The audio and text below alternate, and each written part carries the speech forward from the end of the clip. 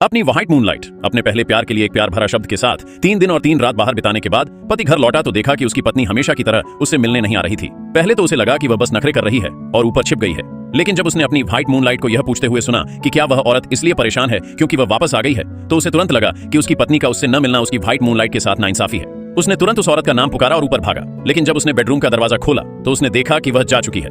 उसे यकीन नहीं हो रहा था कि वह उसे छोड़कर चली गई है, खासकर जब वह जानता था कि उसके पास पैसे नहीं है, वह उसके बिना नहीं रह सकती थी। तभी आदमी ने देखा कि औरत के ड्रेसिंग टेबल पर सारे गहने अभी भी उसके ज्वेलरी बॉक्स में वैसे ही थे।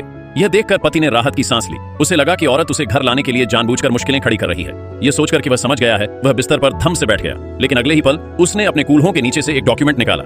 जब उस आदमी ने डॉक्यूमेंट पर फोटो देखी तो वह घबरा गया। उसे याद आया कि 1 महीने पहले उसने अपनी पत्नी से 101वीं बार तलाक के लिए अर्जी दी थी।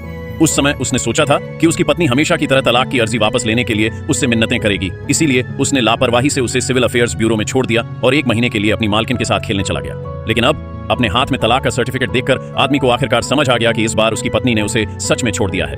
घबराकर उसने तुरंत अपनी पत्नी को फोन किया।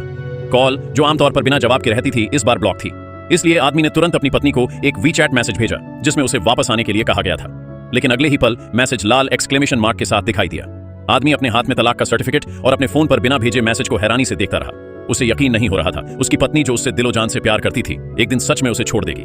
उसे क्या पता था कि जब वह अपनी सफेद चांदनी के लिए बार बार औरतों को छोड़ रहा था तो दिल टूटने वाली औरत तब तलाक के लिए मान गई जब उसके पति ने 101वीं बार अर्जी दी। और जैसे ही तलाक का सर्टिफिकेट आया, उसने अपना बैग पैक किया, प्लेन में बैठी और बिना पीछे देखे निकल गई।